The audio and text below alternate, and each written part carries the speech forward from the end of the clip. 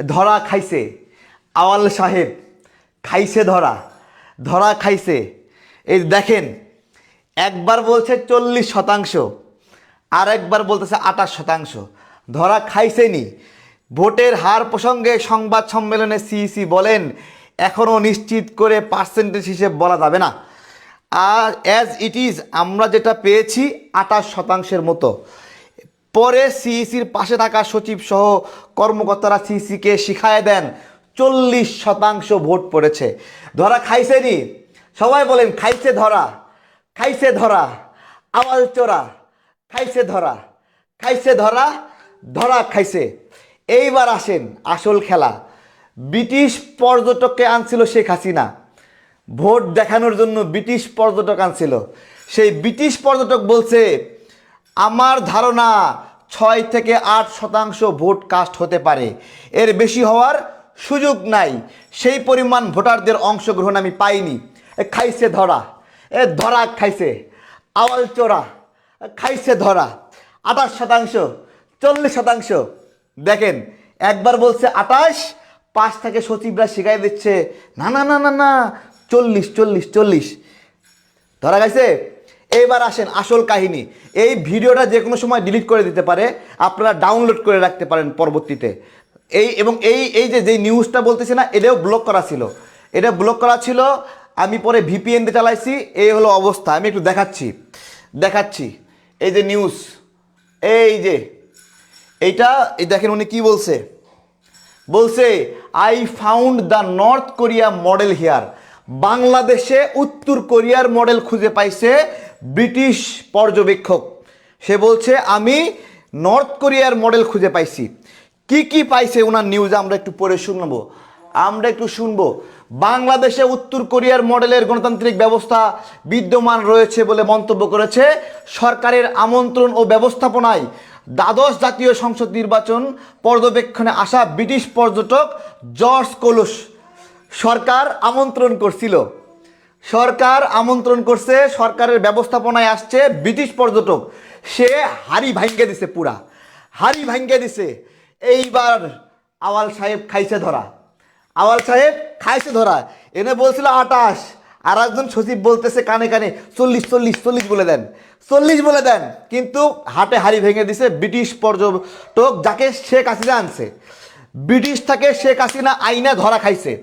দেখেন এখানে লেখা আছে, বাংলাদেশ সরকারের আমন্ত্রণ ও ব্যবস্থাপনায় জাতীয় সংসদ নির্বাচনে পর্যবেক্ষণে আসা ব্রিটিশ পর্যবেক্ষক জর্জ কোলসন তিনি বলেন, I found north Korea model here. রবিবার বিকেলে ঢাকা রিপোর্টার্স ইউনিটি অঙ্গিনায় বাংলা আউটলুকের সঙ্গে একান্ত সাক্ষাৎকারে তিনি এই মন্তব্য করেন। তিনি বলেন, জাতীয় নির্বাচন পর্যবেক্ষণ করতে প্রথমবারের মতো বাংলাদেশে এসেছি। সারাদিন রাজধানীর ঢাকার 8টি ভোট কেন্দ্রে ঘুরে দেখেছি।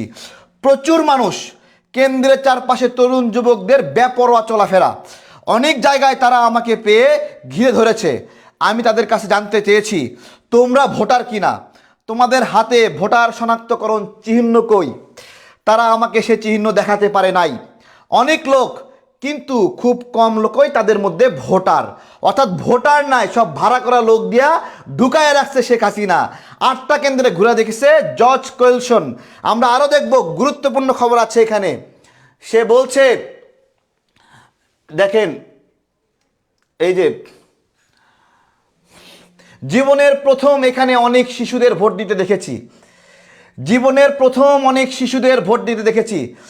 এইবারের নির্বাচন হলো বাচ্চা লীগের নির্বাচন, এইবারের নির্বাচন শিশু লীগের নির্বাচন।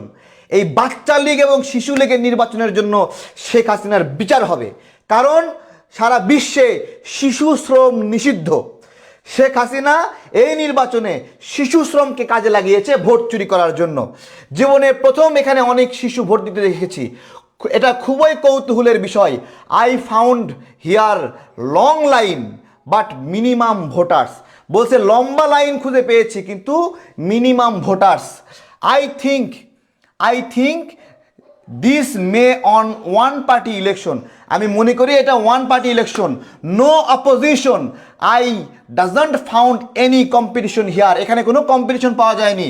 But the ruling party leaders supporters were very active.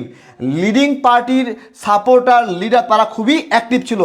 Bangla আউটলুককে তিনি আরও বলেন, যারা ভোট বর্জন করেছে তাদেরকেও কোথাও আমি খুঁজে পাইনি, কোনো কেন্দ্রেই ভোটারদের বাধা দিতে দেখিনি।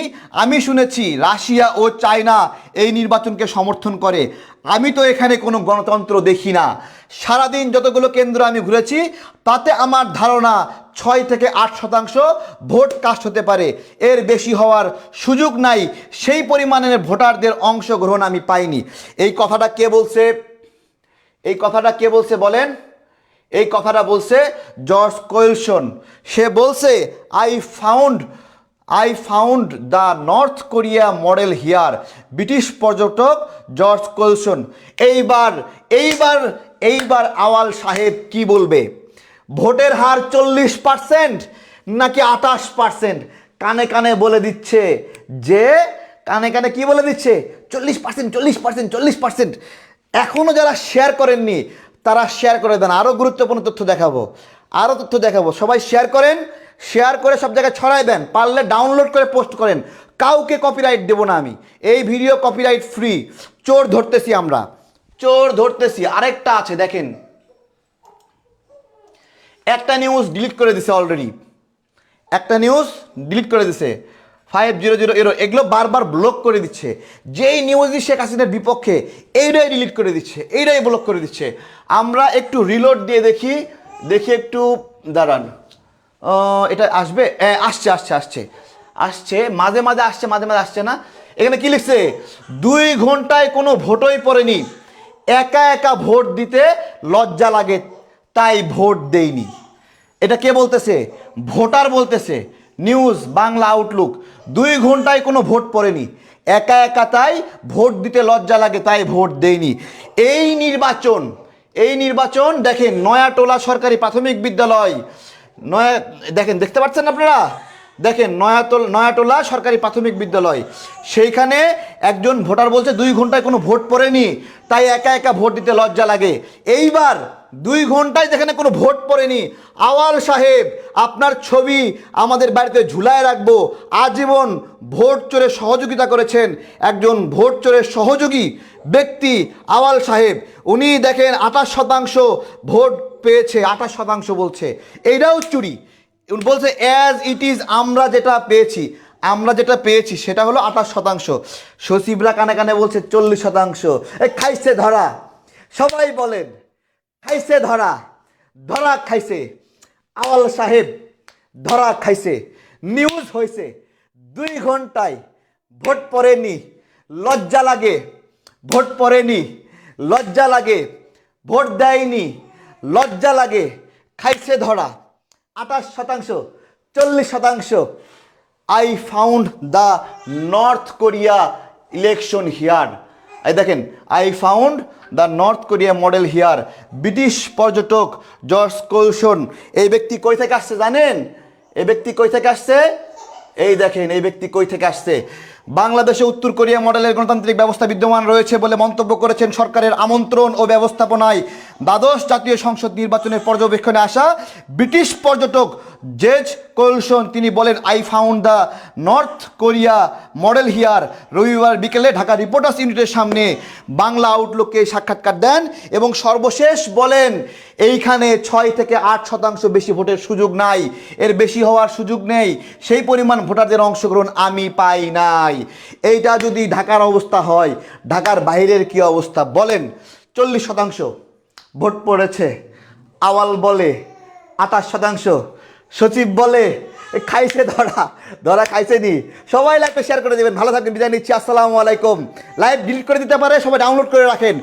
এই নিউজও ডিলিট হতে পারে। সব ভিডিও ডিলিট করে দিচ্ছে, কিন্তু সব ভিডিও ডিলিট করে দিচ্ছে। খুব সেন্সিটিভ। 18 সালে করেছিল। পরে যায় সাংবাদিকরা বলেছে, কি বলেছে জানেন? পরে সাংবাদিকরা বলেছে সারকামস্টেন্স এভিডেন্স কোথায়? নবনীতা চৌধুরী, সারকামস্টেন্স এভিডেন্স এখনো পাচ্ছ না? তাড়াতাড়ি দেখে নাও। সবাইকে ধন্যবাদ। আসসালামু আলাইকুম।